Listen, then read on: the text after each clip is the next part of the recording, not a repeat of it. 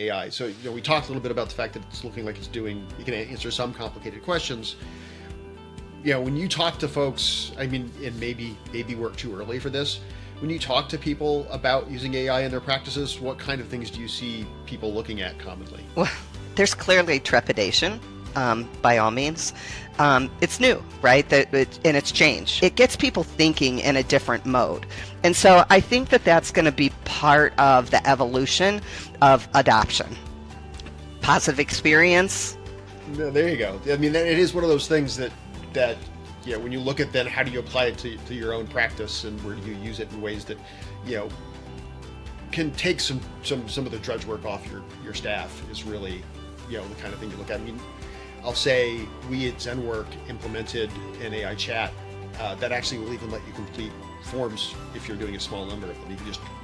It will talk back and forth with you and actually do a narrative process to get you to doing your tax filings, which, for people who are doing 10 forms, as a firm, how is it protect against that? That's where it pays off for a firm to have, a CTO or CIO, that you really have incredible processes in place, that you are making sure that the cybersecurity, that you have those swim lanes, right? And you have guardrails in place, and you follow those protocols.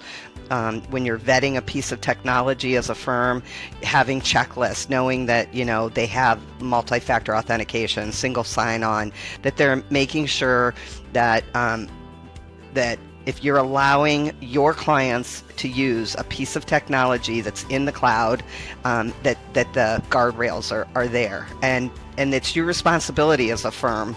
I understand that clients will go out and sign up for all kinds of things, right? It's the nature.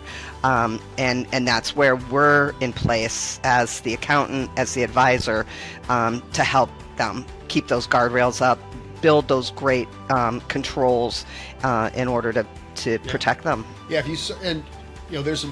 I've seen some chief information security officer as a service offerings, right? Where I can actually get a part-time or a partial CISO. Have you started to see anybody look at those sort of things? When coming from the technology side, we pay a lot of attention to that kind of stuff because we're a centralization point for a bunch of PII, right? But yep. From a firm level, you start, for partial CISO services, has anybody started looking at those, of? Well, yeah, I'm in enough firms that, some of these firms are smaller and aren't in a position to hire somebody full time, and they will outsource, right? That's what we're wanting to do as a CAS leader. We're wanting to outsource for the clients, right? We want to be their whole back office. So we as a firm should be drinking our own champagne. If we're a smaller organization and we don't have the resources to hire somebody full time, then absolutely but again, vet them. Yeah. Make sure you're getting a great product. We have to be able to help protect our clients, right? And build those processes in place.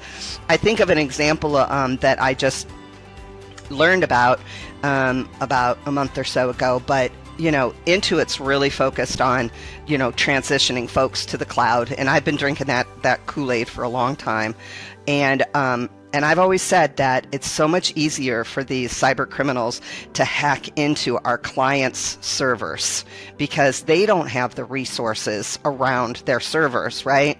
And that's why, we leverage companies like RightWorks, for hosting, because they have the tools in place to protect the clients. And this particular client, they were doing their updates with the QuickBooks Desktop, and they got a pop-up message that said, your data is completely corrupt. You need to call this number. And it appeared it came from Intuit. They called the number. They paid the $3,000, and it was a scam. And so, these are reasons why we need to be like a first line of defense, right? The first level of triage for our clients. We, as accountants, as advisors, we look to our vendors to make sure they have their guardrails in place, and then we make sure we as a firm have our guardrails in place so that we can teach those best practices to our clients.